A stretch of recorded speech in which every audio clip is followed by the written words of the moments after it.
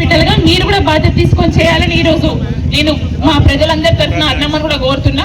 దయచేసి నిన్న పెట్టిన బడ్జెట్ లో కూడా 3,04,965 కోట్ల అమౌంట్ కూడా ప్రతి కులానికి అంటే అన్ని వర్గాలకి సమానత్వంతో ఆ బడ్జెట్ పెట్టడం అనేది నిజంగా బట్టి విక్రమార్క గారికి శుభాకాంక్షలు తెలియజేసుకుంటూ, మన యువత కోసం కూడా మన యూత్ కాంగ్రెస్ జిల్లా అధ్యక్షుడు తిరుమల ఉన్నాడు, ఆయన ఆధ్వర్యంలో కూడా చాలా కార్యక్రమాలు జరుగుతున్నాయి.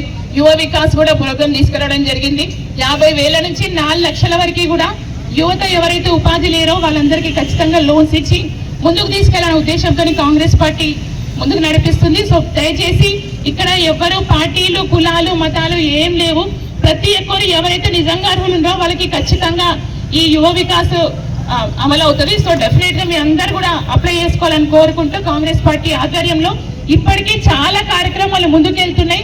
కానీ మేము చేసింది ఎక్కువ, చెప్పుకుంది కొంచెం అని ప్రచారం తక్కువైంది. దయచేసి ఇప్పుడైనా కాంగ్రెస్ పార్టీ మీద ఉన్న అభిప్రాయం ఆదరణ ప్రజల్లో ఎక్కువ ఉంది, అది అర్థం చేసుకొని మీరు ముందుకెళ్ళాలి.